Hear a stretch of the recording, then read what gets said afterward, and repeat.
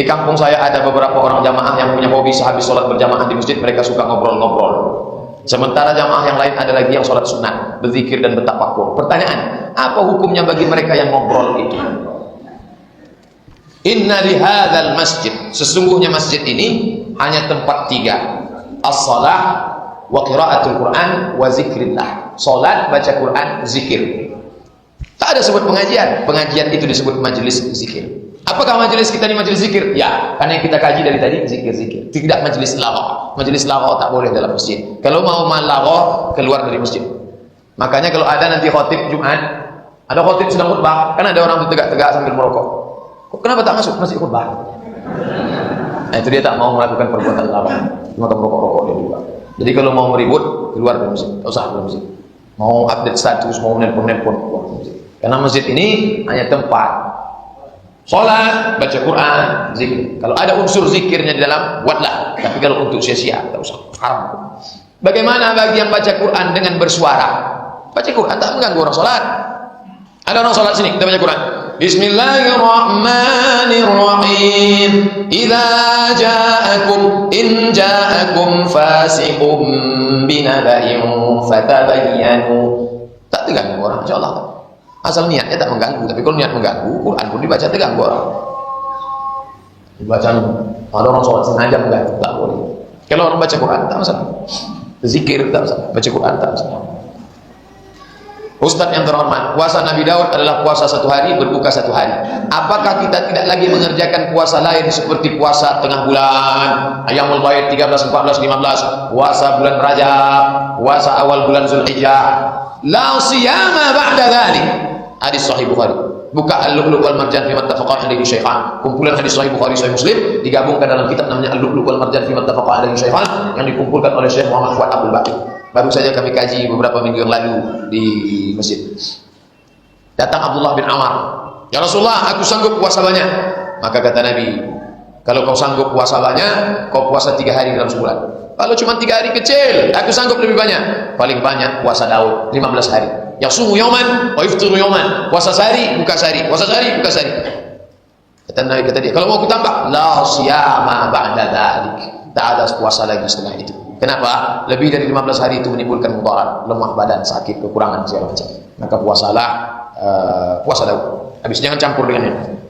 Karena kalau bercampur dengan yang lain otomatis bertambah lebih. Bagaimana hukumnya mengadakan hari kelahiran dengan meniup lilin? Sebagaimana masyarakat Islam merayakannya tidak seperti Rasulullah berpuasa pada Man tashabbaha biqaumin fa huwa minhum. Siapa yang ikut-ikut tradisi suatu kaum, maka dia akan sama seperti kaum itu. Ini hadis ditambah oleh seperti ayat wa yuhsabu yaumal qiyamati ma'hum. Nanti di akhirat dia akan dibangkitkan bersama orang-orang yang seperti itu. Sekarang yang meniup itu siapa? Orang Cina. Jangan heran nanti dia kalau mati di akhirat dibangkitkan bersama orang yang macam meniup itu. Nanti dibangkit dari kubur, tengok sebelah kanan Jackie Chan, tengok sebelah kiri Chow Yun Fat, tengok depan Jet Li. Kenapa aku sama mereka? Mana jamaah Masjid Nurul Islam? Karena kau mengikut tradisi mereka, maka kau pun dibangkitkan bersama mereka. Hati-hati. Yang selalu mengucapkan Bong Sifat Cai, Cap Gome, yang rajin mengucapkan Merry Christmas and Happy New Year, bangkit dari kubur, tengok sebelah kanan Paulus, tengok sebelah kiri Markus, tengok depan Lukas, tengok belakang Yohanes, tengok atas Raja Gugu. Jangan ikut tradisi, tak boleh. Yang sudah pernah taubat berhenti, jangan lagi. Anak-anak kasih nasihat. Tak ada yang bisa dirubah, tak ada yang tak bisa berubah, semua bisa berubah. Kasih tahu, putar rekamannya. Itu guna mengaji. Mengaji itu gunanya merubah perilaku. Apa boleh buat? Kita pernah silap, kita pernah salah. Nabi Adam aja salah. La taqrabu hadhihi syajarah. Jangan kau makan buah kulli. Fa'akalahuma. Fa'azallahuma syaitan. Mereka digoda setan, dimakannya. Tapi setelah itu dia bertobat. Rabbana zalamna anfusana wa illam taghfir lana wa tarhamna lanakunanna minal khasirin. Dari mana datangnya perintah Maulid tanggal 12 Rabiul Awal? Dan negara mana saja yang mensepakati tanggal 12 Rabiul Awal hari kelahiran? Semua negara di dunia ini merayakannya 12. Kenapa? Itu ijma' kesepakatan ulama Ahlus Sunnah wal Jamaah. Tapi nanti kalau Bapak baca Ar-Rahiq Al-Maktum, Syekh Safiur Rahman agak berbeda ijtihad. Dia menyebut tanggal 9. Buku ini saya kasih tahu awal, dia agak berbeda. Dia menghitung menurut ilmu astronomi, ilmu falak. Ada orang India yang ahli ilmu falak, dia nukil. Katanya setelah dihitung-hitung tanggal 9. Karena memang tidak ada kesepakatan keseragaman, karena waktu itu belum ada lagi kantor catatan sipil yang mencatat hari kelahiran itu. Maka berijtihadlah ulama, ijtihad yang paling mendekati, yang paling kuat 12 Rabiul Awal. Maka Republik Indonesia pun mengambil tanggal itu hari Kamis nanti, tanggal 24. Itu pas 12 Rabiul Awal. Apa yang dimaksud dengan budak? Budak itu hamba sahaya. Bagaimana cara mendapatkan hamba sahaya? Pertama, dibeli. Duit saya banyak, saya pergi ke pasar budak. Saya beli ini satu, ya, macam beli kucing anggora. Yang kedua, karena perang. Misalnya kita kuat, lalu kita menjajah Singapura, maka amoy-amoy Singapura itu jadi budak kita. Yang ketiga, kita punya budak, budak kita itu punya anak, maka anak dia itu pun jadi budak kita. Tapi setelah Islam datang, dihapuskan perbudakan. Siapa yang menempeleng wajah budaknya, merdekakan. Siapa yang berhubungan kelamin dengan istrinya di siang Ramadan, hukumannya merdekakan budak. Siapa yang melanggar sumpah, merdekakan budak. Jadi Islam itu menghapuskan perbudakan dengan larangan-larangan. Kalau kau langgar sumpah, nazar, berhubungan kelamin siang Ramadan, akhirnya perbudakan sekarang hapus. Tidak ada lagi orang Islam yang punya budak, hamba sahaya. Ada budak zaman sekarang, budak kecil aja.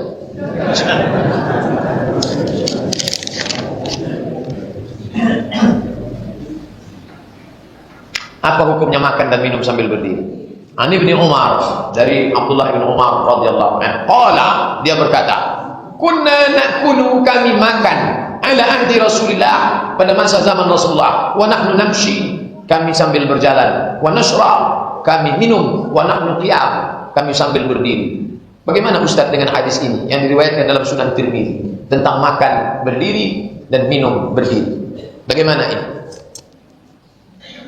La yashrabanna ahadukum qa'iman, janganlah kamu minum berdiri. Wa man nasiya falyastaqi, siapa yang lupa, muntahkanlah. Lupa, muntahkanlah, keluarkanlah. Sementara ada hadis lagi, syaribat Nabi sallallahu alaihi wasallam ma'a Zamzam qa'iman, Nabi minum air Zamzam sambil berdiri. Dua hadis kontradiktif. Maka ulama mengkaji ini. Setelah dikaji, ada masa-masa tertentu. Pada saat musim haji, Nabi minum berdiri karena keadaan saat itu. Bisa jadi karena orang ramai, bisa jadi karena keadaan situasi. Tapi pada saat tenang, pada saat genting, pada saat tenang, pada saat lapang, tetap duduk berdiri. Kalau terjadi dua hadis yang kontradiktif, nama ilmu membahas itu ilmu mukhtaliful hadis. Maka jangan pakai hadis yang marjuh, yang lemah, pakai hadis yang kuat. Maka yang kuat menurut adab Islam, duduk karena ancamannya keras. Wa man nasya, siapa yang lupa, falyastaqi, muntahkanlah. Yang lupa, muntahkanlah. Sampai seperti itu. Adapun hadis riwayat Ibnu Umar, Abdullah bin Umar, bisa jadi ada sebab tertentu pada saat genting, pada saat suatu kondisi tertentu, bukan umum. Maka hadis itu tidak bisa dipahami secara umum, dia bermakna khusus. Ada hadis umum, ada hadis khusus. Hadisnya yang dikaji ketika terjadi kontradiktif, namanya ilmu mukhtaliful hadis. Dua, ketika Rasulullah menjelang wafat, disaksikan oleh putrinya Fatimah, menantunya Ali bin Abi Thalib, terjadi dialog antara Muhammad dengan malaikat Jibril. Di antaranya Rasulullah menanyakan umatnya sesudah wafat nanti, ummati, ummati. Adakah Rasulullah SAW mengucapkan kalimat la ilaha illallah ketika sakratul maut? Ya. Kenapa tak ada disebutkan di situ la ilaha illallah? Kenapa yang selalu diriwayatkan ummati, ummati, as-salah, as-salah, wa mimma malakat aymanuhum, umatku, umatku, dirikan salat, dirikan salat. Perhatikan hamba sahaya kalian. Baca kitab Ar-Rahiq Al-Maktum pada bab-bab terakhir ketika menjelang Nabi Muhammad meninggal. Kenapa tak ada menyebut la ilaha illallah? Karena ucapan la ilaha illallah tak pernah putus dari Nabi sallallahu alaihi wasallam. Maka sesuatu yang tak pernah putus tak perlu disebut lagi. Ucapan yang berkaitan dengan dunia pesan ini itu yang disebutkan. Adapun la ilaha illallah, dia tak pernah putus sesaat pun. Tanamu aini walam yanam qalbi. Mataku boleh jadi tertutup, tapi hatiku tak pernah lupa sedikit. La ilaha illallah, la ilaha illallah. Dia tak pernah lupa walau sesaat. Oleh sebab itu, maka tak perlu disebut lagi. Kenapa? Karena memang itulah dia terus menerus. Ustaz Abdul Somad di hari terakhirnya pakai baju koko. Tak perlu disebut, orang tiap hari dia pakai baju koko. Tapi pada saat dia pakai baju Melayu baru disebut orang. Kulihat Ustaz Abdul Somad pakai baju Melayu pada malam pembukaan musabaqah tilawatil Quran di Kabupaten Siak. Karena jarang itu. Maka yang sering sudah diucapkan terus tak perlu diriwayatkan lagi, karena memang dia tak pernah putus kontak dengan Allah Subhanahu wa taala. Sekarang tren sebagian orang Islam latah. Gara-gara banyak baca buku Latahzan, Latah. Ikut-ikutan mengucapkan selamat Natal, tahun baru, baik langsung maupun pakai SMS. Merry Christmas and Happy New Year. Baliho-baliho. Bagaimana hukumnya Pak Ustaz? Ketika Anda mengucapkan selamat Natal, itu sama artinya selamat Allah sudah melahirkan anak. Selamat Tuhan sudah melahirkan anak pada tanggal 25 Desember. Selamat Tuhan melahirkan anak 25 Desember. Selamat Tuhan melahirkan anak 25 Desember. Nama istri Tuhan itu siapa? Santa Amalina. Jangan ucapkan. Yang sudah pernah tahun-tahun lalu jangan. Ada 3 konsekuensi dari ucapan Natal. Pertama, mengakui Tuhan punya anak. Padahal tiap hari tiap malam dia katakan lam yalid lam yulad. Yang kedua, dia meyakini bahwa Tuhan lahir tanggal 25 Desember. Padahal Nabi Isa lahir musim panas. Nabi Isa lahir bulan Juli. Mana dalil Nabi Isa lahir bulan Juli? Wa huzi ilaiki bijil'in nakhlati. Goncangkan pangkal batang korma ke pundakmu, tusaqit alaiki rutaban janiya, akan gugur buah korma dari atas. Buah korma gugur pada bulan Juli. Adapun bulan Desember ini, SMS sekarang kawan bapak yang sedang umroh di Madinah, jangankan buah korma masak, putih korma pun tak ada. Ada. Dalil kedua, ketika Nabi Isa lahir, kambing-kambing sedang digembalakan di padang rumput yang hijau. Padang rumput hijau hanya ada pada bulan Juli. Bulan Desember rumput tak tumbuh karena permukaan rumput ditutup es dan kambing tak mau makan es.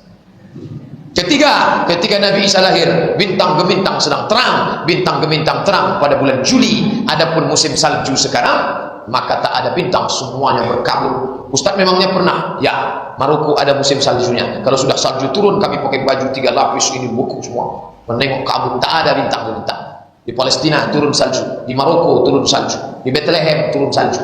Maka Nabi Isa tidak lahir musim dingin, dia lahir musim panas. Lalu siapa yang lahir 25 Desember itu? Dewa Mitra, Dewa Matahari, sembahan orang Jerman. Konsekuensi ketiga dari ucapan Natal. Pertama, mengakui Isa lahir 25 Desember. Kedua, mengakui Tuhan punya anak. Ketiga, mengakui bahwa Isa mati di tiang jemuran. Padahal Allah sudah membantah. Wa ma qataluhu, mereka tidak membunuh Isa. Wa ma salabuhu, mereka tidak pernah menyalib Isa. Lalu siapa yang disalib itu? Walakin syubbiha lahum, ada orang yang diserupakan namanya, dia adalah Yudas Iskariot yang disogok pakai uang emas untuk menunjukkan tempat persembunyian Isa. Maka jangan mau disogok karena nanti matinya di padang salib. Jazakallah Ustaz wa iyyakum. Nomor 4, kalau kita diucapkan Allah orang jazakallah, semoga Allah memberikan balasan kebaikan untukmu, balasannya wa iyyakum. Wa iyyakum itu apa artinya? YouTube. Jazakallah Pak Ustaz, YouTube. YouTube itu apa? Foto. Sami mawon. Samo-samo. Apakah ada larangan bertetangga dengan orang non muslim? Maaf, tak sesuai tema, tak masalah. Pertanyaan saya ini agak melenceng sedikit Pak Ustaz, membelok pun kita bahas. La yanhakumullahu 'anil ladzina lam yuqatilukum fid din. Kalau orang kafir itu tidak memerangi kamu, wa lam yukhrijukum min diyarikum, tidak mengusir kamu, dia tidak memerangi kamu, dia tidak mengusir kamu dari kampung halaman kamu, antabarruhum, kau boleh buat baik, wa tuqsitu ilaihim, kau boleh buat adil. Tengok adilnya Islam, tengok susunan Quran yang indah. Kalau dia tidak mengusirmu, dia tidak memerangimu, kau boleh buat baik dan kau boleh sikap adil. Tapi tanda kutip, syarat dan ketentuan berlaku. Jangan karena sudah ayat menyuruh buat baik, nanti Natal. Dari mana? Natal di rumah si anu Pak. Makan tadi. Iya, kan dia maksa babi. Babi kan haram, kuahnya aja dikit Pak. Jangan, haram, tak boleh. Nabi pindah dari kota Makkah menuju kota Madinah. 8 hari 8 malam. Gaib penunjuk jalannya itu siapa? Baca Ar-Rahim Al-Maktub. Gaib penunjuk jalannya namanya Ibnu Uraikid, kafir, musyrik. Apa pelajaran dari sini? Yang dipakai itu adalah profesionalisme kerja. Bapak pekerja, di situ yang pakar desain grafis, pakar komputer, si kafir itu. Selama tak terkait dengan akidah tak masalah, tapi jangan sampai dibuatnya gambar, pasti ujung haleluya. Tak boleh. Lakum dinukum waliyadin. Interaksi sosial. Agama Islam itu agama yang sangat toleran kepada non muslim. Kalau ada mengatakan Islam itu keras, Islam itu ekstrim, Islam itu teroris, tak paham dia Islam. Mengapa tidak ada foto Nabi Muhammad sallallahu alaihi wasallam? Kalau Bapak nonton film The Messenger, itu tak ada gambar, tak ada. Nabi tidak boleh divisualisasikan. Kenapa tak boleh? Karena akan muncul pelecehan. Asal muncul visualisasi, muncul pelecehan. Untuk menghindari itu, maka jangan ada gambar. Adik-adikku, anak-anakku yang perempuan, kalau tidak mau dilecehkan gambar Anda di internet, jangan posting foto. Jangan posting. Nenek-nenek boleh dapat. Ya, anak gadis jangan. Karena itu akan mengundang pelecehan. Maka Nabi tidak boleh divisualisasikan dalam bentuk gambar, dalam bentuk. Kalaupun dalam message itu hanya ujung tongkatnya saja dan bayang-bayang ontanya. Ustaz yang dirahmati Allah, amin ya rabbal alamin. Bagaimana dengan ucapan selamat hari ibu? Apakah boleh? Mother's Day, hari ibu. Hari ibu dibuat oleh orang kafir karena dia sibuk. Maka pada hari ibu itu, khusus tanggal 22 Desember, dimasakkanlah masakan, dikasihnya bunga, dia pun datang ke rumah emaknya, dia peluk emaknya, oh ma. Habis itu dia pun tak ingat lagi, mau mati-matilah kau. Sedangkan orang Islam diajarkan, man a'aqqun nas bi husni suhbati, siapa orang yang paling layak tempatku berbakti? Ummuka, summa man ummuka, summa man ummuka, summa man abuka. Tak boleh putus bakti kepada ibu. Sampai-sampai kandai dia jauh dulu di sana. Rabbi firli wa liwalidayya warhamhuma kama rabbayani shaghira. Itu ajaran orang kafir, jangan ikut. Jangan ikut orang kafir. Orang kafir memuliakan ibunya hanya satu hal itu saja. Lain itu dia tak peduli. Datang maknya nelpon, ada pacar dia di rumah, boleh aku numpang ke rumahmu nak? Tak boleh. Saya sedang dengan my friend, my boyfriend, sedang pacar saya. Orang kafir, jangan ikut. Anak-anak kita pun terikut-ikut pula dia ini. Tak boleh. Apakah sama pahala baca Quran dengan tartil, dengan menghafalnya, membaca berulang-ulang? Tajwidnya kurang tepat. Quran ini ada 5 tangga. 1, 2, 3, 4, 5. Yang pertama, wa idza quri'al Qur'anu fastami'u lahu. Dengar. Wa ansitu la'allakum turhamun. Dengar. Habis itu naik ke atas, faqra'u ma tayassara minal Qur'an. Baca Al-Quran. La aqulu alif lam mim harf. Alif lam mim tak aku katakan harf. Alif 1 huruf, lam 1 huruf, mim 1 huruf. Wa likulli harfin asyru amsalha. Setiap huruf dibalas 10 kebaikan. Dengar, baca. 3, afala yatadabbarunal Qur'an. Mengapa mereka tidak merenungkan isi Al-Quran? Tidak sekedar baca, mulai melihat arti maknanya. Ya ayyuha, hai orang-orang allazina yang amanu, beriman, kutiba, diwajibkan, alaikum, bagi kamu, siyam, puasa, kama, sebagaimana. Oh, kama itu sebagaimana? Selama ini kama kemana? Dengar, baca, pahami arti, amalkan. Ya Aisyah ummul mukminin, wahai Aisyah, bagaimana akhlak Rasulullah? Kana khuluquhul Quran, akhlaknya Al-Quran. Quran berjalan di atas muka bumi Muhammad sallallahu alaihi wasallam. Puncak yang terakhir di atas. Khairukum, orang yang paling baik, man ta'allamal Quran, orang yang mengajarkan Al-Quran, ma'allama, belajar dan mengajarkan Al-Quran. Lalu ini masuk tangga yang mana ini? Tangga 3 sudah lewat, naik ke tangga 4, tangga 3 rusak. Jangan kalau sudah naik tangga 3, tangga 2 rusak, jangan. Bacaan tetap agak kurang sedikit karena mau cepat. Jangan baca Quran cepat, karena nanti waktu pelan dia hilang. Makanya ada lomba, itu ada cabang musabaqah tahfiz dengan tartil. Itu kenapa? Gara-gara banyak orang hafal tapi dia cepat. Pas disuruh pelan hilang. Innallaha la kemana pergi? Makanya baca tuh Bang. Innallaha la yastahi ayyad riba masalam ma ba'udatan fama fawqaha. Saya senang betul menengok ada anak tahfiz, dia ngulangnya itu pelan. Nah, jadi yang paling bagus itu bacaannya tertil dan dia tetap hafiz.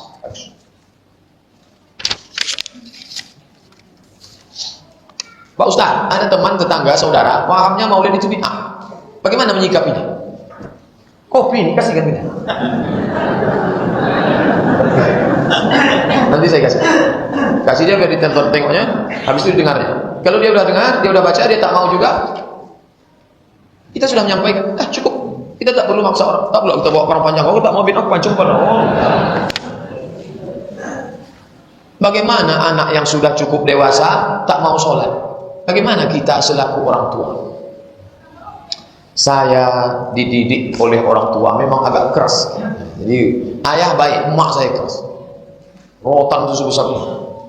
Tak berapa kali belakangnya dipukul. Saya ini bandel luar biasa sekolah. Mungkin kalau mak saya tak garang, saya sudah jadi hantu sekarang.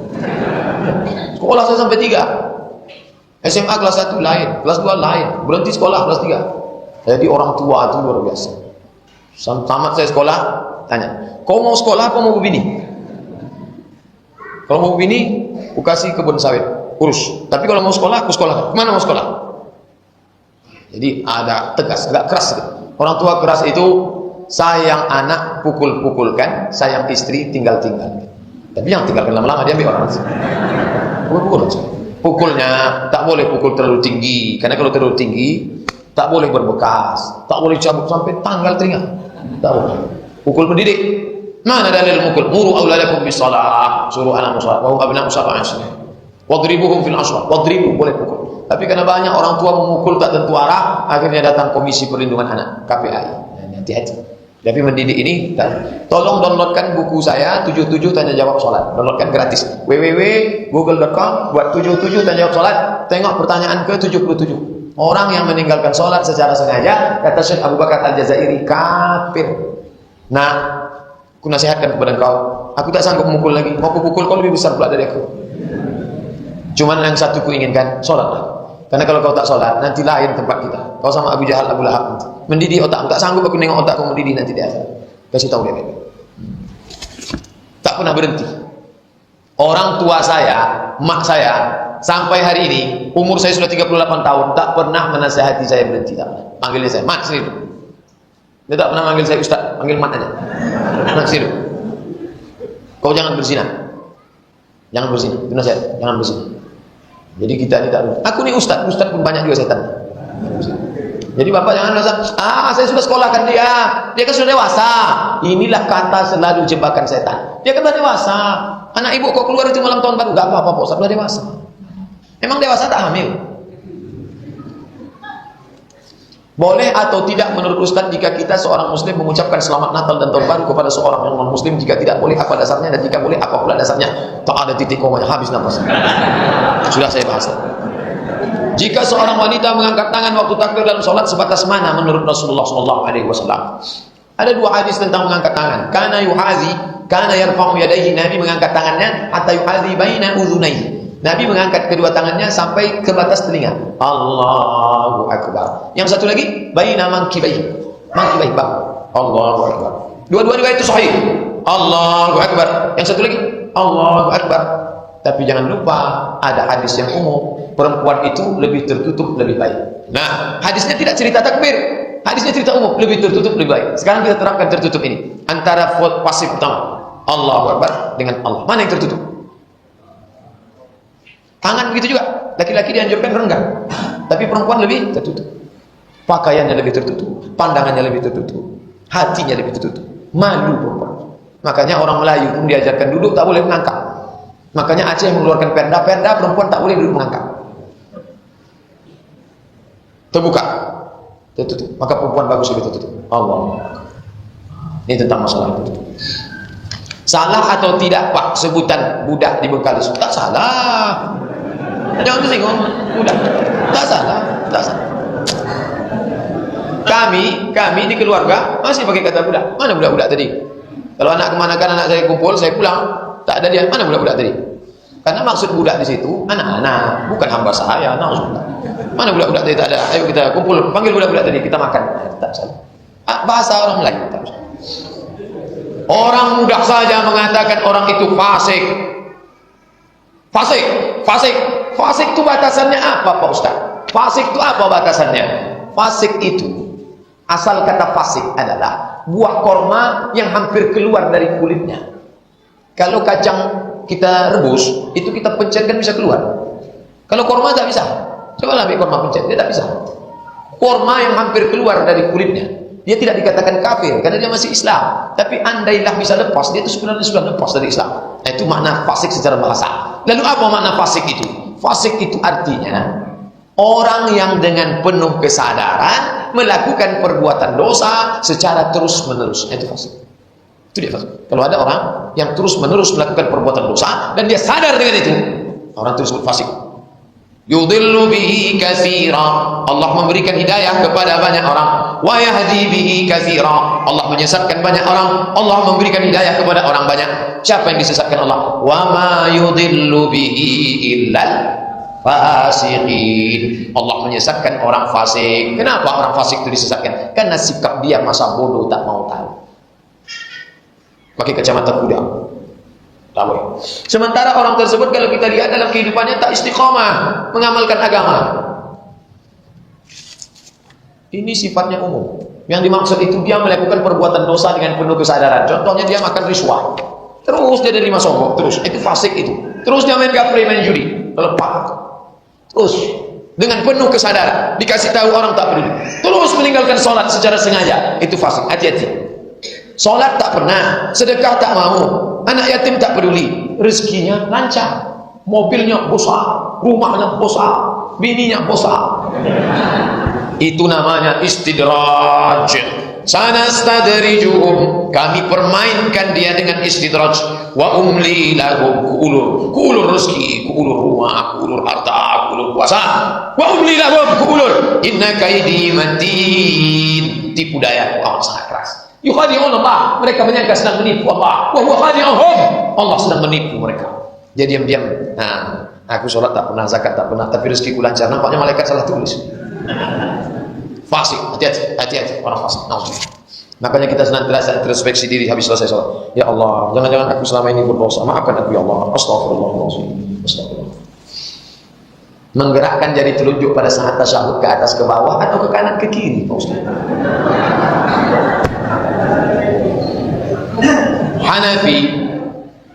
Hanafi sekali naik sekali turun, ke atas ke bawah. Asyhadu an la ilaha illallah. Itu Hanafi. Syafi'i mengangkat sekali tak turun sampai habis. Asyhadu an la ilaha illallah. Sedangkan Maliki menggerakkan dari kiri ke kanan. At-tahiyatul mubarakatuh shalawatun thayyibatullah. Sedangkan yang dari atas ke bawah itu ulama kontemporer modern sekarang. Mereka yang baca kitab, bacanya dia berijtihad sendiri. Itu yang dari atas ke bawah. At-tahiyatul mubarakatuh. Kalau buka fikih 4 mazhab hanya 3 pendapat. Naik sekali, turun sekali Hanafi, Maliki, Syafi'i naik sekali tak turun, sedangkan Maliki bergerak dari kanan ke kiri. At-tahiyatul mubarakatuh. Jadi 4 kalau digabungkan macam. Ustaz yang mana? Saya pakai mazhab Syafi'i. Naik sekali. At-tahiyatul mubarakatuh shalawatun thayyibatullah. Assalamu alayka ayyuhan nabiy wa rahmatullahi wa barakatuh. Wassalamu alayna wa ala ibadillah sholihin. Asyhadu an la ilaha illallah.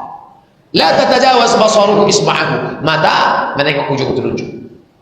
Mata tak lagi menengok tempat sujud. Mata menengok ujung telunjuk. Tengoklah ujung telunjuk. Jangan telunjuk orang tengok.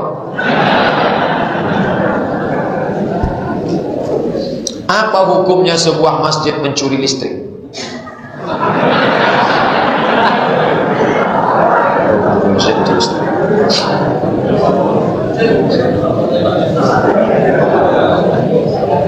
Tak bisa saya jawab. Tak sanggup, tak pandai saya menjawab. Ajukan ke Komisi Fatwa MUI. Ini kurang. Nanti kalau saya bilang boleh, tentu semua masjid nanti mencuri sepekan baru. Kalau saya bilang tak boleh, sementara masjid itu memang mestinya disubsidi oleh negara. Karena kita ini kaya sekali. Minyak dari bawah, minyak dari atas. Mestinya Riau ini dapat otonomi khusus. Macam Aceh. Jangan cuma dapat. Waktu kami di Mesir kuliah, dapatlah berita bahwa Riau dapat otonomi. Oh lah kami di Mesir senangnya bukan main. Datanglah orang Riau ke Mesir, kumpul bersama. Pak, katanya kampung kita sudah dapat otonomi ya? Iya. Apa arti otonomi itu? Otonomi dia, Pak. Sudah. Jadi kita tidak dapat apa-apa. Jadi saya tak berani menjawab. Kalau saya tak berani menjawab, artinya kalau mau curi-curi aja. Mestinya negara ini semua menanggung ini. Negara. Mestinya ditanggung. Kami Pak, ini curhat seorang anak dari Riau sewaktu sekolah di Mesir. Kami punya persatuan namanya KSMR, Kelompok Studi Mahasiswa Riau. Kelompok Studi Mahasiswa Riau. Anak Malaysia dapat pinjaman dari negara 6.000 setahun kali 3.000 18 juta. 18 juta dari negara, kerajaan, 18 juta dari zakat. Makmur anak Malaysia. Abdul Somad kuliah 4 tahun di Mesir, seperak haram dapat. Ada. Padahal negeri ini gemah ripah loh jinawi tongkat dan batu jadi tanaman unta yang zabrut katulistiwa. Tak dapat apa-apa. Itulah. Anak Brunei belum pernah jumpa anak Brunei naik bis. $500 beasiswa dari negara tiap bulan, 5 juta tiap bulan dikirim Sultan Hasan al-Bolkiah. Padahal Sultan Hasan al-Bolkiah itu kalau dibandingkan Sultan Syarif Qasim II, ada apa-apanya. Kita ini 10 kali lipat lebih kaya. Tapi kami anak Riau jinjit lah naik bis. Bis itu tinggi, awak pendek. Mau nyakit kan memang sekolah. Udah. Sampai di sini ditanya pula lagi mencuri listrik. Dari pengajian yang saya ikuti, membaca Al-Quran pada waktu malam mendapat berbagai macam fadilah. Apakah baca Quran pada waktu selain malam mendapat fadilah yang sama? Kenapa lebih banyak disebutkan pada waktu malam? Karena pada waktu malam itu sedikit orang yang beramal. Di saat orang sedikit beramal, ada orang yang istiqomah beramal, maka balasannya lebih banyak. Di waktu-waktu yang ribet, wa minal laili, dari sebagian malam, fatahajjat, bangunlah. Ketika itu dia bangun baca Quran. Ketika orang lain tidur dia baca Quran. Yang kedua, suasananya sepi. Dulu memang sepi. Sekarang enggak. Jam 2 malam kita bangun baca Quran. Gol! Orang nonton Juventus Barcelona. Jadi baca Quran siang tetap dapat pahala. Jangan sedih baca. Kaf ya ain sad. Dzikru rahmati rabbika 'abdahu Zakaria. Baca surat Maryam. Bulan Desember ini banyak-banyak baca surat Maryam karena mengkaji tentang Isa alaihissalam. Bagus baca. Ustaz, kalau kita berbohong demi kebaikan, apakah berdosa? Boleh berbohong untuk 3. Yang pertama saat perang. Tiba-tiba na'udzubillah perang. Pas kita sedang di rumah, masuk pasukan tentara kaum muslimin. Setelah dia masuk ke bawah kasur kita, kutip itu tak lama setelah itu datang pasukan musuh. Ada orang dalam? Tak ada. Ada orang? Tak ada. Nah, itu bagus. Yang kedua, mendamaikan orang yang berkelahi. Belakang dia menelpon kita. Pak Ustaz, ya. Tadi saya habis dari rumah Pak Ustaz, ya. Ada dikatakan saya ini jelek, saya ini perampok. Tak ada. Serius nih Pak Ustaz? Tak ada. Tak percaya kamu nih? LCMA. Tak ada. Padahal maksudnya tak ada sekali. Berkali-kali dia mengajar kamu. Nah, ya, sudah. Boleh mendamaikan orang. Yang ketiga, untuk kepada istri. Nah, ini yang ketiga ini berat menjelaskan. Tapi jangan gara-gara ini nanti bapak membohongi istrinya. Maknanya tidak boleh bohong kepada haram, tak boleh. Kepada sesuatu yang menyejukkan hatinya. Baliklah dia belanja dari pasar. Dibawakannya lah baju batik. Bang, kata dia, nama hati. Kusisakan tadi sedikit uang belanja. Cantik batik ini bang. Kita tengok, Masya Allah dik. Sudah 40 tahun kita nikah. Belum pernah bang nengok batik macam ini. Padahal dalam hati buruknya. Hari libur, sukarela lah dia meluangkan waktu masak. Masak, dihidangkannya, dibangunkannya bapak semuanya. Bang, makan, begitu makan. Macam mana tom yam ni bang? Ada almasin ini tak? Nah, ini itu yang dimaksud Allah. Jadi 3 ini boleh, tapi jangan sampai kepada yang haram. Tahu? Inilah kaji kita malam ini. Mudah-mudahan tidak sampai kepada tingkat lawak. Karena yang kita kaji ayat, hadis, fatwa ulama. Banyak cakap menyinggung perasaan orang-orang tua saya. Baik.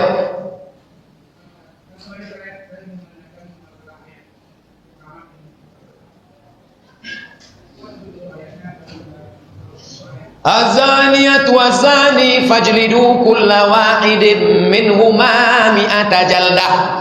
Pezina perempuan dan pezina laki-laki, cambuklah dia 100 kali. Itu muhkamat. Muhkamat itu pasti, tidak ada interpretasi lain. Mutlak maknanya satu. Cambuklah dia 100 kali. Macam mana nyambuk 100 kali? Ambil cambuk 100 kali. Tak ada interpretasi lain. Lalu yang mutasyabihat itu mana? Mutasyabihat itu sama. Ar-Rahmanu 'alal 'arsy istawa. Allah duduk di atas kursi. Macam mana Allah duduk di atas kursi? Itu ayat mutasyabihat. Maka menyikapi ayat mutasyabihat ini ulama terbagi kepada 3. Yang pertama namanya tafwid. Serahkan aja sama Allah. Pak Ustaz, saya baca Quran nih, Allah duduk di atas kursi, apa artinya? Tak usah kau tanya-tanya. Serahkan aja sama Allah. Tak usah kaji-kaji. Allah saja yang tahu. Wallahu a'lam bishawab. Ini namanya kelompok tafwid. Yang kedua, apa arti Allah duduk di atas kursi? Ditakwilkan ya. Ini kelompok 2 namanya takwil. Arti Allah duduk di atas kursi artinya Allah berkuasa. Bapak Dr. Andus Haji Herman Abdullah MM duduk di atas kursi wali kota selama 2 periode. Apa duduk aja dari 10 tahun?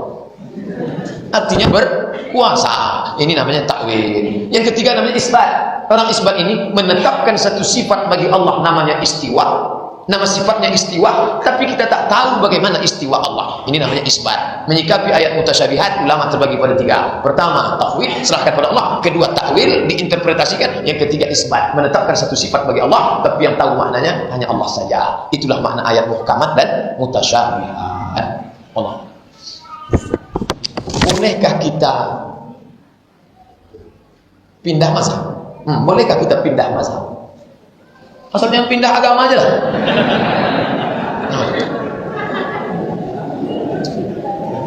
Datanglah imam ke masjid kita, salat subuh. Allahu Akbar. Bismillahirrahmanirrahim. Alhamdulillahi rabbil alamin. Orang yang paham mazhab begitu didengarnya ini Syafi'i. Karena yang bismillah jahar itu Syafi'i. Hukum bismillah itu 3. Kalau Syafi'i jahar Bismillahirrahmanirrahim. Kalau Hanafi sama Hambali Alhamdulillahirabbil alamin Arrahmanirrahim. Kalau Maliki tak pakai bismillah sama sekali. Ketika bismillah dia Syafi'i. Saya yang makmum paham mazhab, imam di Syafi'i. Tapi ketika rakaat kedua bangkit, dia tidak berkunut. Saat itu dia sedang pindah ke mazhab yang tak berkunut. Hanafi berkunut, Hambali yang tak berkunut itu 2. Hanafi, Hambali tak berkunut. Sedangkan Maliki dengan Syafi'i berkunut. Bolehkah model seperti ini? Boleh. Yang tak boleh itu apa? Pindah dia dari satu ke satu, tapi menyebabkan batal. Itu aku tak boleh. Cara wuduknya, cara wuduk Syafi'i. Ambil air. Sampai ke hotel Pangeran, sungkem sama istri. Selamat ya. Habis itu masuk dia ke musola hotel Pangeran. Allahu Akbar. Selesai sholat ditanya sama istrinya, abang sholat tadi? Iya. Kok enggak wudhu? Wudhu kan tak batal. Loh, abang kan pegang tadi mempelai perempuan. Dalam mazhab Maliki kan tak batal. Padahal cara wudhunya tadi Syafi'i dipakai yang Maliki. Karena dalam Maliki kalau tak bersahwat tak batal. Untuk pegang tidak batal. Hitam kali pengantin tidak batal. Ini tak bisa. Karena wudhu ini sepaket. Kalau cara wudhunya Syafi'i, membatalkannya Syafi'i, maka ketika dia sentuh itu sudah batal. Nah ini satu contoh. Payah Ustaz. Kalau payah jangan campur mazhab. Nah ini tentang contoh dalam kasus. Buka kaji tentang masalah ini, judul kitabnya Al-Fiqhul Islami wa Adillatuh, fikih Islam dan dalil-dalilnya, multi mazhab, ditulis oleh Syekh Wahbah Zuhaili. Di situ ada pembahasan pertama, di bab pertama, hukum talfiq, mencampur mazhab itu namanya talfiq. Kesimpulannya, kalau tidak saling membatalkan boleh, tapi kalau membatalkan tak boleh. Yang 2 lagi tak boleh. Pertama membatalkan, yang kedua nyari enak-enaknya aja. Namanya tatabbu' rukhas. Pas giliran wudhu diambilnya Hanafi. Hanafi itu bersahwat pun tak batal. Karena definisi batal itu kata dia bukan lamas tumun nisa, bukan bersentuh. Maaf cakap, kalau berhubungan kelamin baru batal. Sentuhnya tak batal kata dia. Tapi pas giliran nikah dipilihnya juga Hanafi, tak perlu pakai wali. Janda tak perlu pakai wali. Tak perlu pakai wali. Waktu wudu dipilihnya Hanafi. Waktu dipilihnya Hanafi. Tapi pas berkurban pindah dia ke Syafi'i. Kau kenapa tak berkurban? Kurban itu kan wajib menurut Hanafi. Aku Maliki, Syafi'i. Syafi'i kan sunat muakkad. Ini nyari enak-enaknya aja. Namanya tatabbu' rukhus. Kutu loncat, pindah sini.